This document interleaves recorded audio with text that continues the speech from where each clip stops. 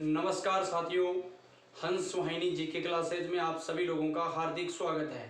मैं रणवीर सिंह राठौड़ और हम साथियों बात करेंगे भारत के इतिहास के बारे में। यानी आप लोगों को पता है ये अपनी कक्षा चलती है साथियों इतिहास की, और इतिहास की कक्षा में हमारा जो दायरा है वो रहता है भारत साथियों।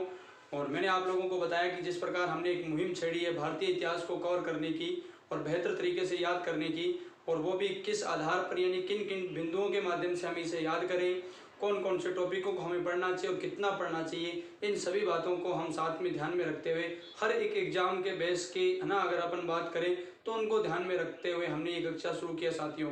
एक मेरा आप सभी लोगों से है ना, मतलब एक प्रकार की विनती है कि अगर आप लोग कक्षा ये देख रहे हो, अगर आप लोगों को कक्षा अच्छी लगती है, अगर आप धैर्य से देखोगे तो आप लोगों को कोई दिक्कत नहीं है, अच्छी में कोई दिक्कत नहीं है। हाँ, हो सकता है क्वालिटी इत्यादि चीज़ों में, जैसे प्रकाश इत्यादि चीज़ों में कोई कमी रही होगी, लेकिन विषय पर ध्यान दो साथियों, विषय पर ध्यान दो। बाहरी दिखावा आप बिल्कुल न देखो, आप केवल आपका ध्यान होना चाहिए विषय के ऊपर। जिस प्रकार मैं बोल रहा हूँ उसकी आवाज़ आपके पास सुनाई दे रही है, और साथ में जितने भी पर्याप्त मात्रा में हम देखना चाह रहे हैं उतना तो हमें दिखाई दे रहा है साथियों, ठीक है। तो हाँ, कुछ मतलब संसाधनों के अभाव में कुछ अव्यवस्थाएं रहती है, तो इसके लिए मैं क्षमा प्रार्थी हूँ। और आप जितने भी लोग देखते हो कम से कम साथियों आप कमेंट करके जरूर जाना। और हाँ, अगर आप लोगों को ये कक्षाएं पसंद आती हैं तो आप अपने साथियों को जरूर बताना कि हिस्ट्री की कक्षाएं हैं वो चल रही है। अगर आप लोग लेना चाहते हो, कुछ वहाँ से सीखना चाहते हो तो सीख सकते हो साथियों। बिना समय गवाए हम विषय पर आ जाते हैं। विषय हमारा चल रहा है इतिहास, और इतिहास में मैंने आप लोगों को 2-3 बिंदु बता रखे हैं। आज जो अपना बिंदु चल रहा था वो आरंभिक में मैंने आप लोगों को बताया वैदिक सभ्यता ही चल रहा है, और वैदिक सभ्यता की आज हम अंतिम कक्षा मतलब पूरा प्रयास करेंगे कि अंतिम कक्षा हमारी हो, बेहतर तरीके से हम लोग करने की कोशिश कर रहे हैं साथियों। किस सभ्यता को पढ़ रहे हैं हम? वैदिक सभ्यता को पढ़ रहे हैं। और एक बात आप लोगों को पहले से ही जानकारी है, वैदिक सभ्यता को हमने है ना वैदिक काल कह सकते हैं, इसको हमने 2 भागों में बांट दिया था है ना, ऋग्वैदिक काल, उत्तर वैदिक काल। ऋग्वैदिक काल के बारे में विस्तार से पढ़ा, उत्तर वैदिक काल को हम पढ़ रहे थे। 3 विशेषताएं हमने पढ़ ली थी साथियों, तो अब चौथी विशेषता थी वो हमारी रह गई थी, और उस विशेषता को हम करने वाले हैं, और उसका नाम है साथियों आर्थिक व्यवस्था या विशेषता कह सकते हैं। यानी इन लोगों की आर्थिक जो व्यवस्था थी, यानी आर्थिक इनका जो जीवन था वो कैसा था साथियों, ठीक है, बहुत ही महत्वपूर्ण है। कुछ बिंदुओं के माध्यम से हम इनको समझ सकते हैं। यहाँ पर भी हमें कुछ एक बिंदु लेने बहुत जरूरी है, उनके माध्यम से हम समझ सकते हैं, एक एक बात को समझ सकते हैं, कोई दिक्कत यहाँ पर आने वाली नहीं है। सबसे पहले साथियों आर्थिक व्यवस्था की बात करें तो इनका जो प्रमुख व्यवसाय था, 2 बातें ध्यान रखना भैया, प्रमुख व्यवसाय या प्रमुख कार्य लिख सकते हो आप लोग, प्रमुख कार्य, और एक यहाँ पर गौण कार्य हो जाएगा। बस वहां की स्थिति थोड़ी सी बदल जाएगी वहां पर, यानी कि वहां का मतलब मेरा कहाँ है, वहां का मतलब मेरा है ऋग्वैदिक काल से है, ये उत्तर वैदिक काल है, ठीक है। समय हमें पता है वो ना टोटल तो 1500 से लेकर के 600 ईस्वी तक, और ऋग्वैदिक कितना था, यानी 600 मतलब सॉरी 1500 से 1000, और ये 1000 से कब 600 तक है साथियों। तो देखिए यहाँ महत्वपूर्ण बिंदु मैंने क्या बताया, प्रमुख कार्य। तो अब यानी कि ये किस मतलब काल को हम पढ़ रहे हैं साथियों, वैदिक काल में हम उत्तर वैदिक को पढ़ रहे हैं। कौन से वैदिक को? उत्तर वैदिक काल को, ठीक है, उत्तर वैदिक काल को हम पढ़ रहे हैं, और उत्तर वैदिक काल की हम विशेषता पढ़ रहे हैं आर्थिक व्यवस्था। और ठीक है, इसमें क्या थी देखिए, प्रमुख कार्य और गौण कार्य ध्यान रखना साथियों। उसमें जैसे प्रमुख कार्य पशुपालन था, तो यहाँ प्रमुख कार्य क्या हो जाता है, कृषि हो जाता है। क्या हो जाता है? कृषि यहाँ का प्रमुख कार्य हो जाता है। गौण कार्य रह जाता है इनका क्या साथियों, पशुपालन। क्या रह जाता है? पशुपालन। बहुत ही इंपॉर्टेंट बात है ये, है ना, पशुपालन। ऋग्वेद के अगर आप लोग जानते हो चौथे मंडल की बात करते हो साथियों, चौथे मंडल की, तो वहां पर ऋग्वेद के चौथे मंडल में कृषि की विशेषता बताई गई है, मतलब कृषि का उल्लेख किया गया है। हालांकि ऋग मंडल में हमने कृषि से जुड़े हुए शब्दों की भी बात की, 33 बार इसका जो उल्लेख किया वो भी हमने सारी बातें की थी, 24 श्लोकों में 33 बार उल्लेख, ठीक है। तो देखिए ये कृषि से संबंधित बात मैंने बताई, प्रमुख कार्य इनका था। और यहाँ पर अगर अपन कृषि की बात करें साथियों, तो यानी कि कृषि में ये किसका प्रयोग करते थे, हल का प्रयोग करते थे। किसका प्रयोग करते थे, हल का। और उसके कहते हैं कि जो फाल थे ना किसके थे, लोहे के थे। तो स्पष्ट जानकारी मिलती है कि इस समय है ना यहाँ पर इन्हें क्या है, लोहे की जानकारी हो गई थी, लोहे की जानकारी है ना, लोहे की जानकारी। और इसका जो एकमात्र है ना नाम मिलता है ना, हाँ बिल्कुल बहुत ही महत्वपूर्ण, कृष्ण अयस। लोहे को यहाँ पर जो कहा जाता था कृष्ण अयस, ठीक है। ये शब्द किसके लिए आया है, लोहा के लिए आया साथियों, ठीक है, लोहे के लिए आया ये शब्द, ध्यान रखना। कौन सा, कृष्ण अयस, ठीक है। तो जैसे ही यहाँ पर क्या हुआ साथियों, लोहे का आविष्कार हुआ तो उससे क्या कुछ यंत्र वगैरह बन गए, है ना। यहाँ पर लोहे के फाल वाले हलों का उल्लेख मिलता है साथियों, लोहे के फाल वाले हलों का उल्लेख मिलता है। इस कारण यहाँ कृषि में है ना थोड़ी सी सहूलियत हो गई थी, ठीक है। और कृषि की बात कर रहे हो आप लोग, पहले कृषि ले रहे हैं, अब पशुपालन एक बार नहीं ले रहे ना। कृषि, कृषि के तहत ध्यान रखना चारों प्रक्रिया, कृषि की चारों प्रक्रियाओं का उल्लेख है यहाँ पर, कृषि की चारों प्रक्रिया। और चारों प्रक्रिया कौन कौन सी है साथियों, जुताई, बुआई, निराई, और एक शब्द और मिलता है वो है साथियों मड़ाई, ठीक है। ये ध्यान रखना, मड़ाई शब्द का भी उल्लेख मिलता है, मड़ाई शब्द का भी उल्लेख मिलता है। इसका भी दो प्रकार से अर्थ ले लिया जाता है कई जगह, तो ये है ना जुताई, बुआई, निराई और मड़ाई, ये चारों विधियां हैं, यानी कि कृषि से संबंधित चारों प्रक्रिया यहाँ पर भी की जाती थी, ठीक है। मड़ाई शब्द का अर्थ कई बार इस प्रकार लिया जाता है कि खेत के अंदर है ना, यानी कि नई, अगर अपन लोग बात करें नई मिट्टी लाने के लिए कुछ है ना बीज के अंदर इस प्रकार के मतलब कोई जैसे घास फूस है जो भी बचा हुआ है, हमारे जैसे यहाँ पर जो आप जानते हो कि सीढ़ियाँ, खींप इत्यादि जो चीजें होती हैं उनको रख करके वहाँ नई मिट्टी लाने के लिए एक बार मड़ाई की प्रक्रिया की जाती थी। कुछ प्रकार, कुछ लोग ऐसा कहते हैं, ठीक है, कुछ लोग फसल निकालने को कहते हैं, लेकिन हमें इन चारों का नाम याद रखना है, जुताई, बुआई, निराई और मड़ाई। ये काम सारा साथियों मुख्य यानी कि कृषि से संबंधित बात कर रहे थे। यहाँ की फसल, अब मैं एक बात आप लोगों को बता देता हूँ, शायद मैंने ऋग्वेदिक काल की आपको फसल का उल्लेख नहीं किया साथियों, ध्यान रखना। ऋग्वेदिक काल की अगर आपसे कोई पूछ लेना फसल, तो वहां पर यव है ना, यव फसल का उल्लेख मिलता है। एक धान्य फसल का भी नाम मिलता है, चावल का स्पष्ट उल्लेख नहीं मिलता, यव, जौ और धान्य, ठीक है। थोड़ा सा मैं इधर लिख रहा हूँ, आप लोग है ना, आप लोग इसको भी नोट कर लेना। ऋग्वेदिक काल की अगर अपन बात करें साथियों, ऋग्वेदिक काल की, तो देखिए इस प्रकार चीजें याद आ जाती है अपने आप और तैयार हो जाता है। ऋग्वेदिक काल की अगर अपन बात करें ना फसल की, तो यहाँ पर अगर फसल की बात करें साथियों, तो यव फसल का उल्लेख मिलता है, यव, और जिसे क्या कहा जाता है, जौ, और एक धान्य शब्द का उल्लेख मिलता है जो बाद में कहते हैं कि इसका अर्थ चावल था, लेकिन वहां पर सीधा अर्थ कहीं चावल नहीं मिला। लेकिन अब ये ऋग्वेदिक काल नहीं रहा, ये उत्तर वैदिक काल आ गया आपका साथियों। कौन सा काल आ गया, उत्तर वैदिक। तो इस काल में जो फसल का उल्लेख मिलता है, यहाँ पर कहते हैं कि चावल तो होता था, ये तो कहीं जाएगा नहीं, लेकिन जो नई चीज यहाँ पर इन्हें मिली है ना, गेहूं का उल्लेख भी यहाँ पर मिला है साथियों। गेहूं की जानकारी, गेहूं एवं चावल, ठीक है, ये बात ध्यान रखना, ये यहाँ की क्या हो गई थी, मुख्य फसल हो गई थी। बाकी तो चावल है ना, ये मूंग, मोठ इत्यादि चीजें भी वहां पर होती थी। तो ये लीजिए फसल बात हमने कर ली गेहूं व चावल की, ठीक है। और साथियों देखिए कृषि से संबंधित बात आ रही है तो एक बिंदु और याद रखना, सिंचाई। सिंचाई किससे, नहरों से होती थी, ये उल्लेख मिलता है। सिंचाई किससे होती थी, नहरों से होती थी। आर्थिक व्यवस्था में पढ़ रहे हैं, प्रमुख कार्य पढ़ रहे हैं इनका, कृषि चार मंडल है साथियों।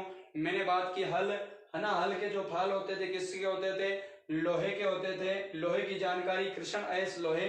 चार प्रक्रिया यानी जुताई, बुआई, निराई और मंडाई का उल्लेख मिलता है, यानी फसल गेहूं व चावल का उल्लेख मिलता है। और साथ साथ मैंने बताया साथियों सिंचाई क्या होती है, नहरों से संबंधित होती है। बहुत इंपॉर्टेंट बात है जो मैंने आप लोगों को बताई है साथियों। चारों क्रिया आप लोगों ने देख ली है भैया, ठीक है। हाँ, एक इंपॉर्टेंट बात और याद रखना जो बहुत ही इंपॉर्टेंट है, वो भी ये मैंने आप लोगों को बताया, हल फाल। हल को यहाँ शीर कहा जाता था, ये बात याद रखना, हल का ही नाम था, हल का नाम क्या, शीर कहा जाता था। हल को क्या कहा जाता था, शीर, ठीक है, शीर, खीर नहीं, शीर कहा जाता था, ठीक है। तो ये बात ध्यान रखना, हल को शीर कहा जाता था। ये थी कृषि से संबंधित जो इंपॉर्टेंट बातें थी, जानकारी थी साथियों, मैंने बताई। अब मैं आगे ले लेता हूँ, यानी कि ये मिटा करके नया बिंदु बता देता हूँ, बहुत ही महत्वपूर्ण है, ठीक है। हाँ, ठीक है, इसमें किसी प्रकार की कोई दिक्कत नहीं है, मूल बातें थी हमने सारी एक एक कर ली। ठीक है, अब लेते हैं, यानी कि ये तो कृषि से मामला जुड़ा हुआ था। अब गौण कर्म वाला ले लेते हैं। कृषि चौथे मंडल में है, ये ऋग्वेद के चौथे मंडल में है, उल्लेख इसका मिलता है। और मैंने आप लोगों को हल की जानकारी दे दी, 4 प्रकार की चीजों की उल्लेख मैंने किया, फटाफट आप लोगों ने लिख भी लिया होगा शायद। पशुपालन की बात करेंगे साथियों, तो ये यहाँ पर ऋग्वेदी काल का तो क्या प्रमुख व्यवसाय था, ये यहाँ पर थोड़ा क्या हो गया था, गौण हो गया था। ठीक है, यहाँ पर भी उसी प्रकार के पशु पाले जाते थे, जैसे आप लोगों को पता होगा, यानी कि भेड़, बकरी, यानी कि गाय तो थी, इसमें तो कोई शक नहीं है, घोड़ा भी था। ठीक है, ये इनके प्रमुख क्या हो गए साथियों, गधे भी यहाँ पर थे। और एक चीज और याद रख लेना, कौन सा, यानी कि हाथी का भी यहाँ उल्लेख मिल गया था भैया, हाथी भी पालने लगे थे। ठीक है, तो ये उधर नहीं था, इधर था। तो गाय, भेड़, बकरी, घोड़ा, और ये हमने बात कर ली साथियों, गधा इत्यादि जो है ना पशु थे, पशु पालन ये करते थे। ये इनका एक तरीके से कौन सा हो गया, गौण कर्म हो गया था। मुख्य कार्य यहाँ पर कृषि हो गया था। लोहे का विकास हो गया था साथियों यहीं पर। ठीक है, और इसके बाद तो लोहे का विकास और तीव्र गति से हुआ। ठीक है, तो धीरे धीरे आगे जनपद, महाजनपद में हम उल्लेख करेंगे सूत्र काल के अंदर, वहां पर हम एक एक बात को पढ़ने वाले हैं, वहां पर किसी प्रकार की कोई दिक्कत आएगी नहीं। पशुपालन की बात कर रहे हैं साथियों, मूल बात मुझे लगता है आप सब लोगों को पता चल गई होगी। ठीक है, तो अब हम आगे बढ़ते हैं अपने एक और ही महत्वपूर्ण बिंदु की ओर। ठीक है, एक बिंदु साथियों, जब आर्थिक व्यवस्था की बात कर रहे हैं और व्यापार की बात नहीं करें तो ये ठीक नहीं रहेगा ना। हाँ, आर्थिक व्यवस्था की बात कर रहे हैं और व्यापार की बात नहीं करें तो ये मामला ठीक नहीं रहेगा। व्यापार, ठीक है, सबसे पहले तो ये ध्यान रखना, व्यापार यहाँ पर ये भी समुद्री मार्ग से होता था। किस मार्ग से, समुद्री मार्ग से। पहले भी हमने उल्लेख किया है, यहाँ पर भी समुद्री मार्ग से कहते हैं कि व्यापार होता था। विदेशी व्यापार, स्थानीय व्यापार तो पशुओं के माध्यम से, बैलगाड़ी इत्यादि से हो जाता था, यानी अगर दूर का व्यापार है, विदेशी व्यापार की बात करें तो समुद्री मार्ग से होता था।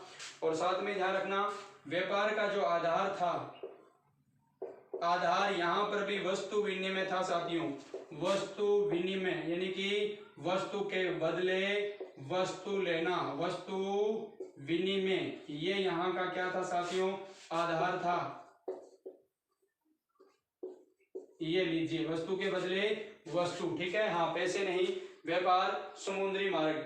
अब देखिए, ये बात नहीं कि यहाँ पर वस्तु के बदले वस्तु ली जाती थी, तो यहाँ पर क्या है कि यानी मुद्रा नहीं थी, मुद्रा यानी करेंसी नहीं थी। तो ध्यान रखना, बिल्कुल यहाँ पर मुद्रा का उल्लेख मिलता है भैया, है ना। निष्क यहाँ की बहुत ही महत्वपूर्ण है, निष्क ये यहाँ की बहुत ही अच्छी मुद्रा है। एक आध मुद्रा और है, वो भी मैं आप लोगों को लिखा देता हूँ, ठीक रहेगा, क्योंकि है ना, मतलब जो चीज तैयार है वो कर लेनी चाहिए। और वैसे एक शतमान को तो आप पहले से जानते हो, 2 और लिख लो, 2 नहीं लिखा देता हूँ। ठीक है, एक शतमान हो जाएगी, शतमान। एक पाद शब्द का उल्लेख मिलता है, पाद नामक भी इनकी क्या थी साथियों, करेंसी थी। और एक शब्द और लेना, कृष्णन शब्द का उल्लेख मिलता है, कृष्णन, है ना। अगर अपन लोग बात करें कृष्णन शब्द की, तो उसका भी उल्लेख यहाँ पर इनकी करेंसी के रूप में मिलता है। ये लीजिए, कृष्णन ले लिया। अब मैं एक एक पॉइंट के माध्यम से आपको कुछ विशेषता इनकी और बता देता हूँ। मुख्य तो कर ली, ठीक है। अब एक बात याद रखना, ठीक है, यहाँ की एक जो ऋण लेने वाला था, ऋण क्या था, देखिए ऋण को क्या कहते थे, एक शब्द आता है ऋण के लिए, गौर करना। उत्तर वैदिक काल में ऋण के लिए एक शब्द आता है, उसका नाम है कुसिद। क्या नाम है, कुसिद। और जो ऋण है ना, ऋण शब्द का खुद का अर्थ क्या है, कुसिद है। और ऋण को जो देने वाला होता था ना, ऋण देने वाला, ऋण देने वाला, तो ये क्या कहलाता था, ये खुद कुसिद था, तो ऋण देने वाला कुसीदन कहलाता था। क्या कहलाता था, कुसीदन, कुसीदन। ध्यान रखना भाई, दोबारा सुन ले, कुसिद शब्द ऋण को कहते थे, और कुसीदन जो ऋण देने वाला होता था, ऋण देने वाला जो साहूकार होता था, यानी ऋण देने वाला, है ना, साहूकार भी शब्दों आगे बाद में प्रयोग किया जाएगा इन शब्दों का। तो कहने का मतलब ऋण देने वाला जो व्यक्ति, उसे कुसीदन कहते थे, और ऋण को क्या कहा जाता था साथियों, कुसिद कहा जाता था। ठीक है, तो ये आर्थिक व्यवस्था की अपन पढ़ रहे, व्यापार के बारे में बात की है, समुद्री मार्ग के बारे में। आधार इनका क्या था, वस्तु विनिमय था, और मुद्रा भी थी यहाँ निष्क, शतमान, पाद और कृष्णन। ये तो दोनों प्रचलित है, आपको पहले से याद है, लेकिन पाद और ये कृष्णन शब्द दोनों को और याद कर लेना। ऋण कुसिद, और ऋण देने वाला क्या कहलाता साथियों, कुसीदन कहलाता था, साहूकार। ठीक है, कुछ चीजें मैं और बता देता हूँ, यानी आर्थिक्स के साथ साथ बहुत ही इंपॉर्टेंट चीजें हैं भाई, बहुत ही इंपॉर्टेंट चीजें हैं। कई बार परीक्षाओं में यहाँ से प्रश्न आ जाते हैं। लोहे का मैंने बता दिया, कृष्ण आइस की बात वाली बात बता दी, सिंचाई की हो गई, ठीक है। अनाज काटने की विधियों का उल्लेख भी बता दिया भैया, है ना। हाँ, एक याद रखना, अनाज को मापने की इकाई द्रोण का उल्लेख मिलता है, ठीक है। द्रोण, द्रोण, ठीक है, ऐसी एक इकाई मिलती है। तो इसको हम क्या कह सकते हैं, अनाज, अनाज, अगर अपन अनाज की बात करें तो इनको तोलना, तोलना कहेंगे अपन लोग, तो अनाज तोलने की इकाई, तोलने की इकाई का उल्लेख मिलता है। और जो ये इकाई होती है साथियों, इसका नाम है द्रोण है, ठीक है। इसका नाम क्या है साथियों, द्रोण है। 2 पॉइंट और रह रहे, वो भी मैं बता देता हूँ साथियों। हाँ, कृषि का उल्लेख मैंने आप लोगों को बता दिया, ऋग्वेद के कौन से मंडल में, चौथे मंडल में उल्लेख मिलता है, ये तो आप लोगों को पता है, ठीक है। ठीक है, तो लगभग चीजें आप लोगों की कवर हो गई साथियों। तो लीजिए मैं एक बात और बता देता हूँ आप लोगों को ना। अभी अभी मैंने आप लोगों को कृषि से संबंधित 4 अन्य जो चीजें बताई है, उसका उल्लेख कहाँ पर किया गया, ये ध्यान रखना, शतपथ ब्राह्मण में किया गया है। शतपथ ब्राह्मण के अंदर उन चीजों का उल्लेख किया गया है साथियों, ध्यान रखना।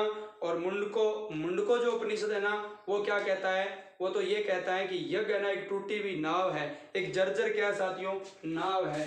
मुंडको उपनिषद एक बात कहता है, और वो क्या कहता है, मुंडको उपनिषद, प्रश्न ऐसा अगर कहीं से भी आ जाए ना, मुंडकोपनिषद ये यज्ञ की एक तरीके से आलोचना करता है। यज्ञ एक टूटी हुई नाव है, टूटी हुई क्या है साथियों, नाव है। ऐसा कोई कथन लिखा मिल जाए तो ध्यान रखना, नाव है जिस पर विश्वास नहीं किया जा सकता, जिस पर विश्वास नहीं किया जा सकता, ऐसी बात मुंडको उपनिषद में मिलती है साथियों, मुंडको उपनिषद में। याद रखना, यज्ञ की एक तरीके से आलोचना की कर दी गई है मुंडको उपनिषद में। द्रोण अनाज तोलने की एक इकाई थी। आर्थिक व्यवस्था के अंदर हम इतनी बात पढ़ रहे थे। इसी के साथ साथियों आपका एक बहुत ही अच्छा बिंदु है वो पूरा हो गया है। अब मैं आगे लिए चलता हूँ साथियों, अब मैं आगे लिए चलता हूँ, ठीक है। हाँ, आर्थिक व्यवस्था की बात कर ली साथियों, यानी कि एक तरीके से हम लोग ऋग्वेदिक काल की सारी विशेषताओं को पूरा कर चुके हैं। अब बहुत ही महत्वपूर्ण बिंदु है जो हमारे साथ, ना सॉरी ऋग्वेद नहीं, अब उत्तर वेदिक को पूरा कर चुके हैं, ठीक है। यानी दोनों काल हो गए वेदों के पूरे, जितनी भी इंपॉर्टेंट बातें थी सारी मैंने बता दी। अब हमें एक बात जाननी होगी साथियों, ठीक है, यानी कि एक पॉइंट आता है हमारे पास वैदिक साहित्य, बहुत ही इंपॉर्टेंट बिंदु है ये, ठीक है। हालांकि ऑफलाइन वाले विद्यार्थियों को पूरा विस्तार से बताया गया है वैदिक साहित्य, लेकिन फिर भी यहाँ में जितना भी हो सकता है उतनी बताने की पूरी कोशिश करूंगा ताकि आप सभी लोगों के काम आ जाए, ठीक है, रिवाइज हो जाएगा उन लोगों के। तो देखिए वैदिक साहित्य की बात करोगे तो वैदिक साहित्य में प्रमुख जो है ना साहित्य, वो कौन है, साहित्य के तहत वेद है, क्या है, वेद है। वैसे इनका नाम अलग अलग मिलता है, श्रुति साहित्य है, इस प्रकार के नाम मिलते हैं, लेकिन आप केवल इसी में ध्यान दो, वेद, ठीक है। अगर वेद की बात करेंगे साथियों तो वेद शब्द किस धातु से बना है, विद धातु से बना है भैया। वेद जो शब्द है यानी इसकी मूल धातु कौन सी है, विद धातु है। और इसका अर्थ क्या है साथियों, जानना, जानना, या अपन इसको कह सकते हैं ज्ञान, क्या कह सकते हैं, ज्ञान। इस वेद शब्द का अर्थ हो गया ये विद धातु या ज्ञान। अब वेद है साथियों ये कितने कुल वेद बताने की आवश्यकता है कि आप लोगों को 4 है। कुल वेद कितने हैं, 4 है, ठीक है। संहिता भी 4 है, मतलब इन्हीं वेदों को ही क्या कहते हैं, संहिता। हालांकि वैसे वो संहिता अलग आगे हम पढ़ेंगे, ये इन वेदों को ही संहिता कहते थे, यानी कि सम्यक दृष्टि से लिखा हुआ, सम्यक दृष्टि से लिखा हुआ, ये बात भी ध्यान रखना, सम्यक दृष्टि से लिखा हुआ। संविधान भी कहते थे ना अपन, उस शब्द के काम लेते हैं, सम्यक दृष्टि से जिसका विधान किया हुआ, ठीक है। तो ये भी ध्यान रखना। कुल वेद 4 हमने बता दिए साथियों, बहुत ही महत्वपूर्ण है। और अगर आपसे कोई पूछ ले वेदों के रचनाकार कौन है, वेदों के रचनाकार, तो क्या बताओगे साथियों, बहुत अच्छा नाम याद आ रह जाएगा आपको, महर्षि कृष्ण द्वैपायन वेद व्यास, वेद व्यास, ये मतलब आपकी क्या है, वेदों के रचनाकार इन्हीं माना जाता है, महर्षि कृष्णदेवरायन वेदव्यास। हालांकि अलग अलग वेदों के फिर आगे एक एक व्यक्ति को और माने जाएंगे, एक एक रचनाकारों को और मान लिया जाएगा, वहां पर बात करेंगे अपन लोग। लेकिन समग्र वेदों के रचनाकार किसे कहा गया साथियों, महर्षि कृष्णदेवरायन वेदव्यास को कहा गया है। और ये शब्द क्यों पढ़ा है, कैसे कैसे पढ़ा है, सारी बात मैंने आपको बताई हुई है ऑफलाइन में, तो ठीक है। हाँ, लेकिन फिर भी कोचिंग में बताइए, हंसवाहिनी कोचिंग में। लेकिन फिर भी साथियों देखना, यहाँ पर मैं फिर भी उपयुक्त चीजें जो आप लोगों को बता रहा हूँ, ठीक है।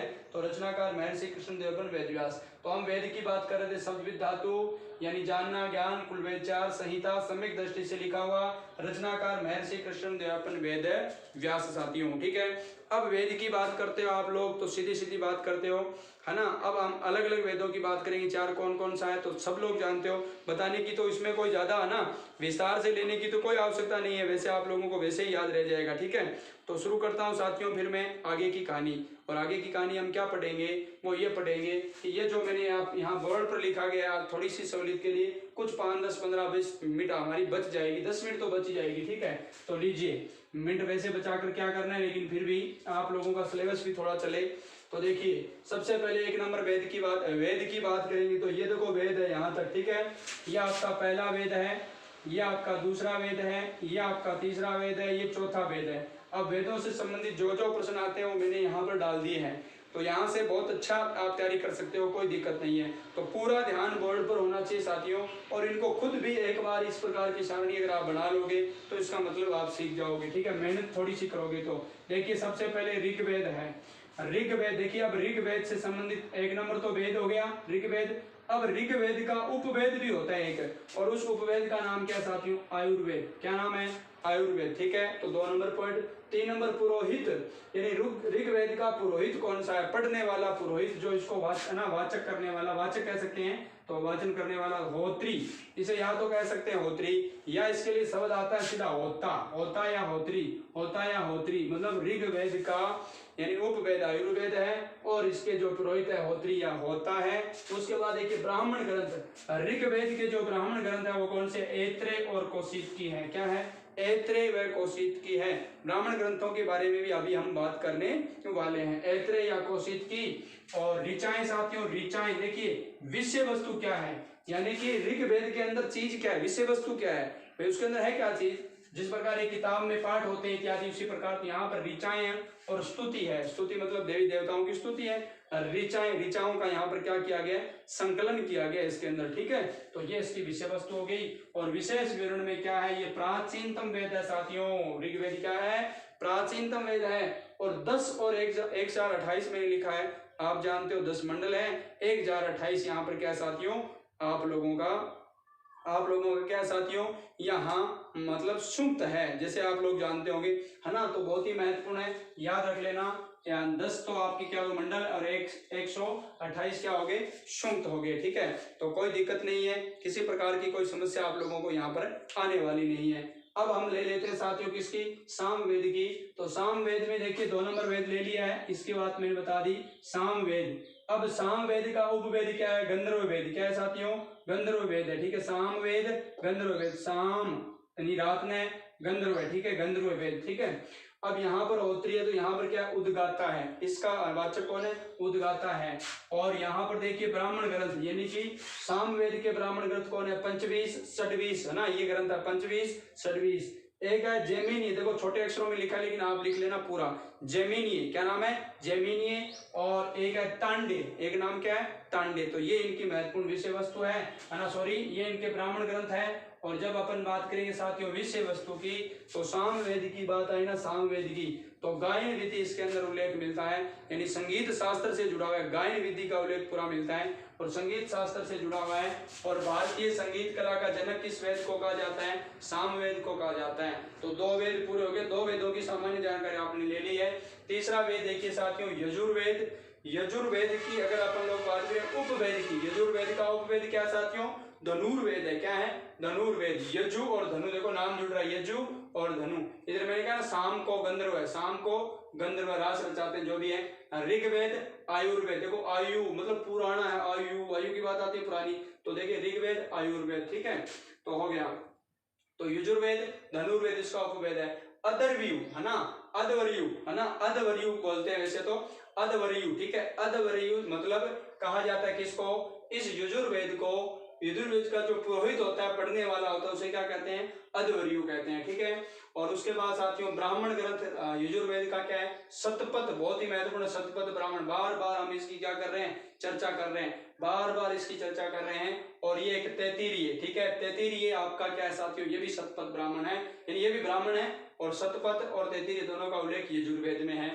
इसके बाद यज्ञ, यज्ञ यानी इस एक तो इसके अंदर क्या है, यजु, यजु शब्द से नाम आ रहा है यजु, ठीक है, यजु, तो इसमें क्या है, यज्ञ का विधान है, विधि विधान है, यज्ञ का विधि विधान है, सभी इसमें है। और यज्ञ का विधि विधान है तो इसके अंदर साथियों श्लोकों का भी वर्णन है यज्ञ वाले, ठीक है। गद्य और पद्य बहुत महत्वपूर्ण पूछा जा सकता है, यजुर्वेद यानी ऐसा कौन सा वेद है जो गद्य पद्य दोनों में है, तो ये आपका कौन सा है, यजुर्वेद है। और ये शुक्ल पक्ष, शुक्ल और कृष्ण दो भागों में बंटा हुआ है, यजुर्वेद दो भागों में बंटा हुआ है, इसमें शुक्ल और कृष्ण में, ठीक है। तो मुझे नहीं लगता यहाँ कोई दिक्कत है आने वाली है। तो 3 वेद कंप्लीट हुए। चौथा वेद देखिए साथियों, इस यजुर्वेद की महत्वपूर्ण बात क्या थी, यानी कि एक तो गद्य पद्य दोनों में है, शुक्ल कृष्ण दोनों में, यज्ञ का उल्लेख इसमें मिलता है साथियों। अधर्वी इसका क्या है, अधर्व्यू इसका क्या है, यानी कि पुरोहित है। और इसके जो मतलब अपन बात करेंगे इनके क्या, हाँ ब्राह्मण की बात करेंगे तो ब्राह्मण इनके शतपथ और तैतीरी है, ठीक है, तो वैसे याद हो जाएगा, अधर्व्यू आ ही गया। और धनुर्वेद उपवेद है। अथर्ववेद में देखिए साथियों शिल्प वेद, अथर्ववेद, यहाँ थोड़ा सा ध्यान रखना, याद करने के लिए बता देता हूँ। अथर्ववेद, अथर्व को मतलब आप सीधा याद रखना अर्थ, जब अर्थ होता है ना, जब व्यक्ति के पास क्या होता है अर्थ, अर्थ का मतलब पैसा, पैसा होता है तो शिल्प, यानी वो शिल्प का मतलब कुछ बनाता है, कुछ बनाता है, शिल्प वेद मतलब बनाता है, ठीक है। तो ये बात याद कर लेना, अथर्ववेद, अथर्ववेद और शिल्प वेद यानी इसका उपवेद है। और आगे ब्रह्म है, मतलब यहाँ इसका कोई रचनाकार नहीं बताया गया है, मतलब इसका कोई वाचक नहीं बताया गया डायरेक्ट सीधा, ठीक है, ध्यान रखना। और गोपथ यानी गोपथ इसका क्या है साथियों, ब्राह्मण है। और आगे बात करेंगे अनार्य रीति रिवाज, यानी कि अनार्यों की भी रीति रिवाजों का यहाँ उल्लेख है, जो आर्य नहीं है उनकी भी, और वैसे सीधी रीति रिवाजों का भी है, जादू टोनों का उल्लेख है, बीमारियों का उल्लेख है, प्रेम का उल्लेख है, वशीभूत करने की इत्यादि सारी जो क्रियाएं हैं साथियों, सभी का यहाँ पर क्या है साथियों उल्लेख है, ठीक है। तो अथर्ववेद की बात आप लोगों ने जान ली। अब देखिए यहाँ मैंने इतनी बात बताने के बाद मुझे कुछ और भी बताना है। ये चीज आप पहले से ही पढ़ चुके हो, वेद के बारे में हमने पढ़ चुके हैं, लेकिन अभी भी वेद के बारे में कुछ बातें हैं जो हमारे पास बची हुई है, ठीक है, कुछ बातें हमारे पास बची हुई उनको ले लेता हूँ, ठीक है ना। देखिए साथियों मैं एक वेद की बात कर, ऋग्वेद की बात कर रहा हूँ। अगर आपसे अब सीधा आ जाते हैं 1 नंबर पर, है ना, कोई बिंदु ले लेते हैं उसमें ठीक रहेगा। सामान्य चीज मैंने बता दी है, अगर एक शब्द आ जाए ना ऋग्वेद, ठीक है, देखिए ये शब्द आ गया ऋग्वेद, तो यहाँ पर आपको एक चीज थोड़ी सी देख लेनी है। ऋग्वेद आपसे कोई पूछ ले कि इसका साम्य किससे, साम्य, साम्य कोई ग्रंथ है क्या, इसका साम्य एक ग्रंथ में बैठता है, ऋग्वेद का साम्य हुआ है जैदावस्था, ध्यान रखना भैया, जैदावस्था, ठीक है। और ये जो जैदावस्था है ना, ये ग्रंथ किसका है, यानी कि अपन बात कर लेंगे साथियों ईरान की, है ना, हाँ फारस का ग्रंथ है, ये फारसियों का ग्रंथ है, तो लीजिए, है ना, ईरानियों का, फारस या ईरानियों का ग्रंथ है, ईरानियों का ग्रंथ, ईरानियों का ग्रंथ, ठीक है, सबसे महत्वपूर्ण ग्रंथ है फारस ईरानियों का जैदावस्था। तो इस जैदावस्था, ये क्या लिख दिया, जैदावस्था, ठीक है, इसका इस ऋग्वेद से क्या साथियों साम्य है। पहली बात तो ये हो गई, ये बात आपके समझ में आ गई, कोई दिक्कत नहीं है। दूसरी बात, यह बात आपने समझ में भी आ गई और आप जैदावस्था का नाम भी लिख लिया। फारसियों का ये जो ग्रंथ है इसकी साम्यता मतलब समानता है। अब ऋग्वेद की बात करोगे, बताने की जरूरत नहीं है, भाषा कौन सी है, संस्कृत है, बार बार बताने की आवश्यकता नहीं है, ठीक है, हाँ। और ऋग्वेद की बात करोगे, वेदों की सारे सभी की भाषा क्या संस्कृत है साथियों। इसके अंदर एक शब्द आता है मंडल, ये लीजिए मंडल, मैं बार बार बता चुका हूँ साथियों, मंडलों के बारे में काफी जानकारी मैं दे चुका हूँ, लेकिन फिर भी मैं और बता देता हूँ। अगर आपसे कोई पूछ लेना ऋग्वेद का तीसरा मंडल है उसमें क्या है, तो ध्यान रखना साथियों, तीसरा मंडल उपवेद भी इसे कहा जाता है। तो यहाँ पर एक चीज का वर्णन है, वो है गायत्री मंत्र का। कौन से वर्णन है, गायत्री मंत्र का। और ये गायत्री मंत्र किसको समर्पित है, सूर्य को समर्पित है, किसको समर्पित है, सूर्य को समर्पित है, ठीक है। ये लीजिए गायत्री मंत्र का उल्लेख तीसरे मंडल में। उसके बाद चौथे मंडल की बात करोगे साथियों, तो चौथे मंडल तो आपको बहुत आसान हो जाएगा, मैंने आपको बता दिया है। कृषि का उल्लेख है साथियों, कृषि का उल्लेख यहाँ पर मिलता है, कृषि का उल्लेख, ठीक है। यानी कि हम लोग बात शुरू कर रहे हैं साथियों किसकी, यानी ऋग्वेद के अंदर प्रयुक्त मंडलों की। अब आगे तो आप जानते हो, जैसे मैंने आपको बताया था 7वें मंडल में क्या है, आपने एक युद्ध की चर्चा की थी। उसके बाद 9वें मंडल में क्या है, आपने सोम देवता को समर्पित किया था। 10वें मंडल में क्या है, तो आपने पढ़ा था पुरुष सूक्त के अंदर 4 वर्णों का वर्णन है। इस प्रकार की चीजें आप लोगों को याद रह जाती हैं, तो यहाँ से अलग लिखाने की कोई आवश्यकता नहीं थी। और वैसे भी है ना, आप लोग इस मैटर को कर ही लोगे, ठीक है। एक चौथे 5वें में थोड़ा ध्यान रख लेना भैया, 5वें मंडल की अगर बात आ जाए ना, तो एक चीज याद रखना आप थोड़ी सी, ठीक है। 5वें की याद करनी होगी, और तो मैंने आप लोगों को बताया, लेकिन 5वां वाला नहीं बताया था, ठीक है। तो 5वें के अंदर अग्नि का वर्णन है, 5वें के अंदर अग्नि देवता का वर्णन है, अग्नि देवता का वर्णन है, ठीक है। अग्नि देवता का वर्णन है 5वें के अंदर। 200 बार हम जो उल्लेख किया था वो भी आप लोगों को याद होगा, अग्नि देवता का नाम, ठीक है ना। वरुण देवता का उल्लेख कितनी बार है, 30 बार है, वो भी ध्यान रखना। तो 5वें में कौन से अग्नि देवता का, 6ठे में कुछ नहीं है, 7वें में आप लोगों को याद आ गया होगा। 7वें में 10 राज्य युद्ध, 10 राज्य युद्ध, सीधा प्रश्न आ जाता है, 10 राज्य युद्ध का उल्लेख यहाँ पर है।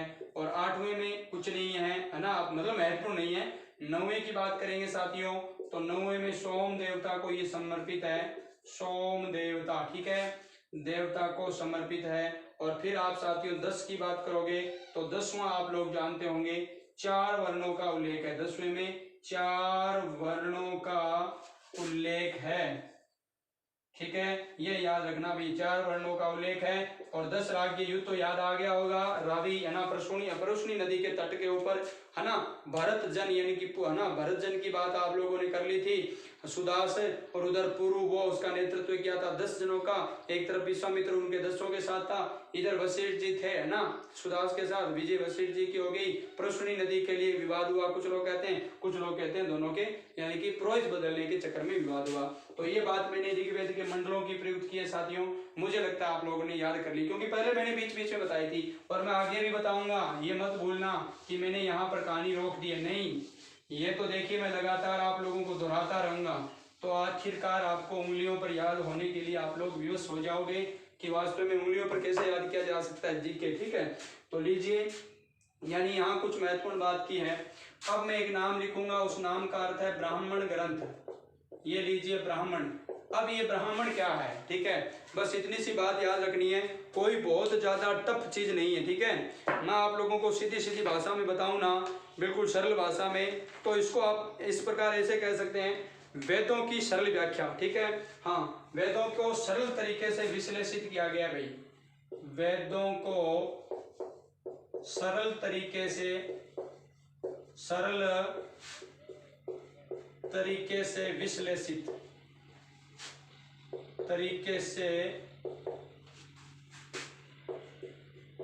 विश्लेषित किया गया है, बस कुछ भी नहीं है। वेदों का सरल तरीके से विश्लेषण, तो ये हो गया है ना। विश्लेषित की जगह आप लोग एक दूसरा शब्द प्रयोग कर लो, अगर करो तो थोड़ा ठीक रहेगा, है ना। विकसित लिख लो, सरल तरीके से विकसित लिख लो, ठीक रहेगा, यानी कि सुधार शब्द, ये काम ठीक आ जाएगा। विकसित, ब्राह्मण, वेदों को सरल तरीके से क्या करना, विकसित करना। अलग अलग वेदों के मैंने आप लोगों को बता दिए, जैसे ऐत्रेय पढ़ा, देखो ये सारे के सारे हैं, ऐत्रेय, कोशित की, पंचवी, षडवी, तांडे, जैमिनी, शतपथ, तैत्तिरीय और गोपद, ठीक है। किस किस के कौन कौन से ऐसे प्रश्न यानी पिछली परीक्षाओं में पूछे गए साथियों, ध्यान रखना। हाँ, यानी कि सरल तरीके से विकसित करना, या अपन कह सकते हैं वेदों की सरल व्याख्या, या अपन कह सकते हैं वेदों की क्या, सरल व्याख्या। नाम लिखाने की कोई आवश्यकता नहीं है, आपको ये समझना जरूरी था, आप लोगों ने साथियों समझ लिया। अब एक नाम और आता है, वो है आरण्यक।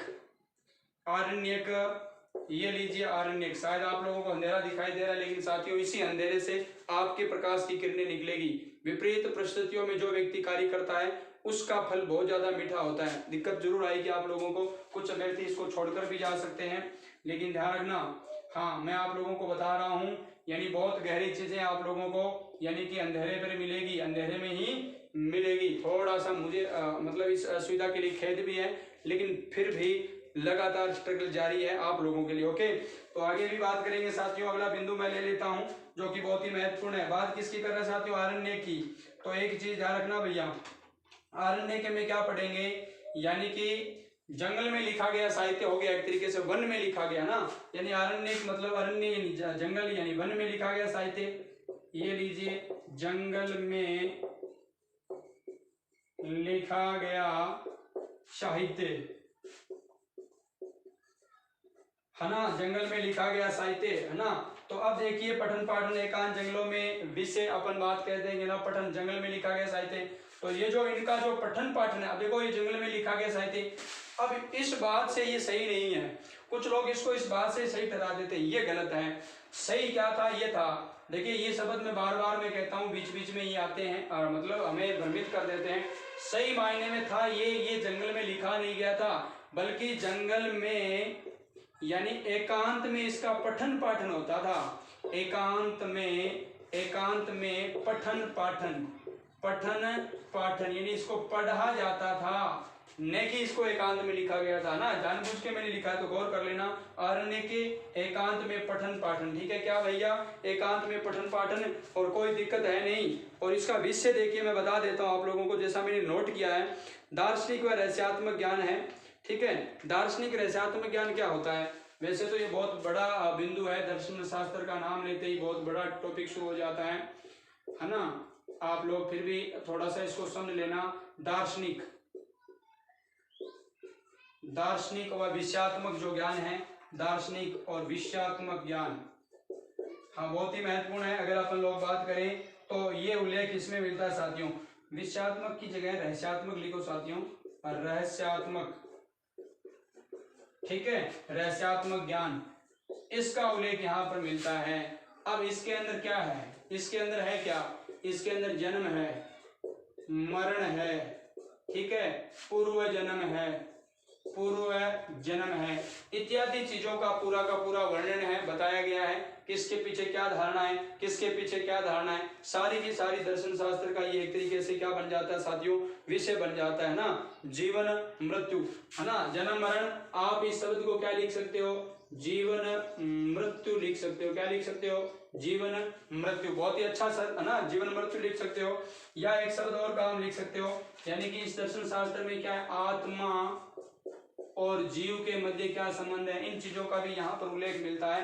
तो ये सारा विवरण साथियों एकांत में पठन पाठन आरण्यक में मिलता है। तो आरण्यक ग्रंथों की बात कर रहे हो तो ये भी बहुत ही महत्वपूर्ण, वृहदारण्य के आदि जो ग्रंथ हैं हम लोग उनको भी यानी कि विस्तार से तो हम यहाँ नहीं पढ़ पाएंगे, लेकिन आप थोड़ा सा सुन लेना। तो ये थे साथियों आरण्य के, ये थे आपके ब्राह्मण, ठीक है। तो अब अपन 2 नंबर बिंदु को मैं और लिए चलता हूँ। इंपॉर्टेंट बातें फटाफट आगे बढ़ रही है ताकि किसी प्रकार की कोई दिक्कत हमें नहीं आने वाली, ठीक है। तो लीजिए, यानी ब्राह्मण ग्रंथों की बात कर ली तो एक शब्द आता है उपनिषद साथियों। क्या आता है? उपनिषद। उपनिषद के बाद में उपनिषद का मतलब हो गया, यानी कि बहुत ही इंपॉर्टेंट बात है और कुछ भी नहीं है, गुरु के समीप बैठकर अध्ययन करने वाला, अध्ययन, ठीक है, गुरु के समीप बैठ करके, है ना, क्या करना साथियों? उपनिषद की बात आई है तो बहुत ही महत्वपूर्ण है भाई, ऐसा ब्रह्म ज्ञान है जो गुरु की सहायता से ही प्राप्त होता हो। थोड़ा सा दे, गुरु के समीप बैठकर ज्ञान प्राप्त करना, ज्ञान प्राप्त करना, यानी गुरु के समीप बैठ करके क्या प्राप्त करना साथियों? ज्ञान प्राप्त करना, ठीक है। तो ये इन्हें उपनिषद कहा गया है, यानी ऐसा ज्ञान जो गुरु की सहायता से प्राप्त होता हो, ये भी ध्यान रख लेना। यानी ऐसा ज्ञान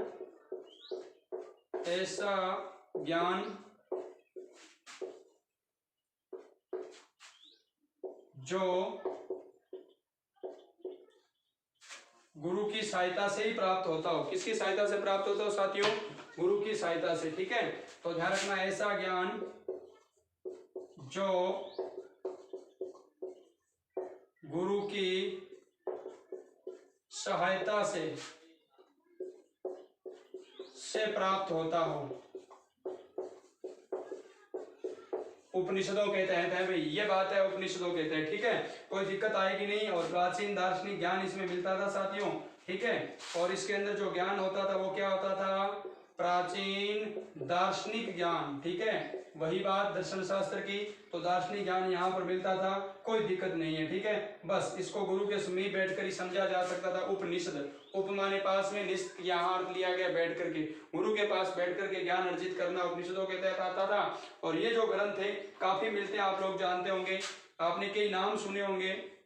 कंठोपनिषद, ऐसे नाम नहीं सुना क्या? कंठोपनिषद बहुत ही महत्वपूर्ण है, ऐसे शब्द आप लोगों ने पहले भी सुने थे, ठीक है। हाँ, वृहदारण्यक के, वृहदारण्यक है ना, अरण्यक भी होता है, वृहदार है ना, उपनिषद भी होता है, ठीक है, ये ध्यान रखना। वृहदारण्यक, देखो वृहदारण्यक कर देंगे तो अरण्यक हो जाएगा, जो हमने पहले पढ़ा है। तो वृहद उपनिषद भी होता है, वृहदोपनिषद, ठीक है, तो ये भी बात याद रखना। और अगर अपन लोग बात करें,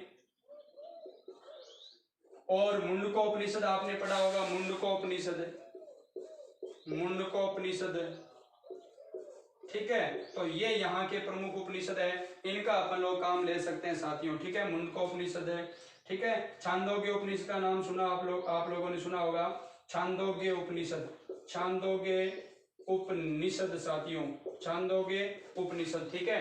तो ये भी बहुत ही इंपॉर्टेंट बात है। थोड़ा सा मैं देख रहा हूँ शायद अंधेरा बहुत ज्यादा तो नहीं हो गया, आप लोगों को दिखाई दे रहा है कि नहीं दे रहा है?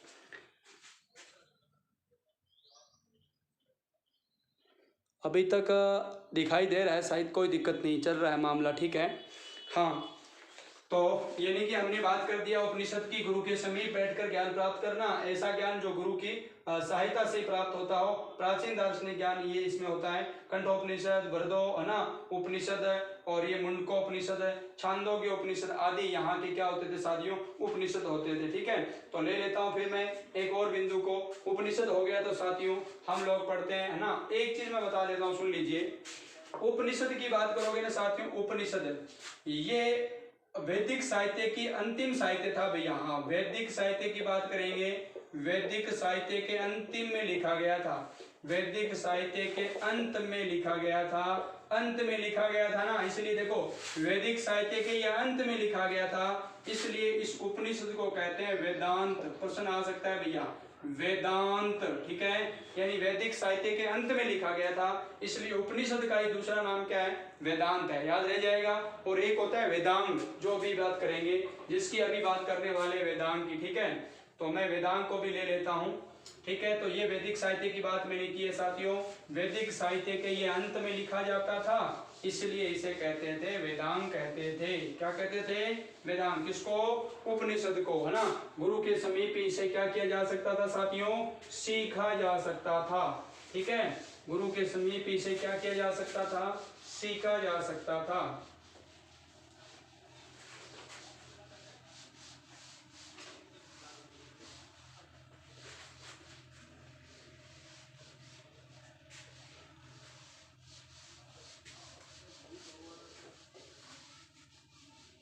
कुछ चीजें और इम्पोर्टेंट है, उनको भी अपन ले लेते हैं। जैसे कि मैंने आप लोगों को बताया, एक शब्द आता है वेदांग साथियों, वेदांग, वेदांग, ठीक है। अगर वेदांग की बात करोगे साथियों, तो हम लोग यहाँ पर भी इंपॉर्टेंट बात करने वाले, वेदों के कितने अंग होते हैं? 6। उन 6 अंगों के बारे में थोड़ा सा विस्तार से चर्चा हम लोग यहाँ पर करने वाले हैं।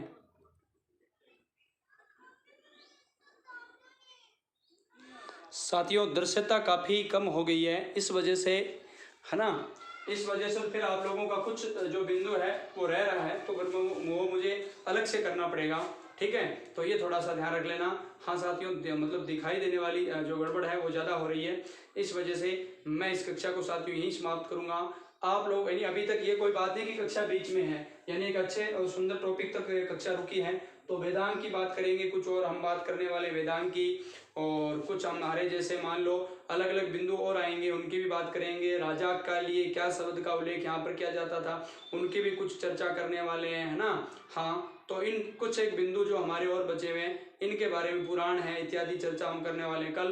तो थोड़ा सा बिंदु और बचा है 5-7 मिनट का, लेकिन विद्युत बहुत ज़्यादा साथ नहीं दे रही है, इस कारण साथियों ये बात हम करेंगे अगले दिन। आप लोगों को ये कक्षा कैसी लगती है तो आप लोग मुझे जरूर बताना। क्वालिटी के हिसाब से तो बहुत ही पूरी रहेगी, अंधेरा वगैरह, लेकिन साथियों विषय है उसके ऊपर आप लोगों का पूरा ध्यान रहना चाहिए। कक्षा कैसी लगती है इसके बारे में मुझे जरूर रिस्पॉन्स देना। अब मैं आप लोगों से इजाजत चाहूँगा साथियों। जय हिंद, जय भारत, वंदे मातरम, जय हिंद की सेना।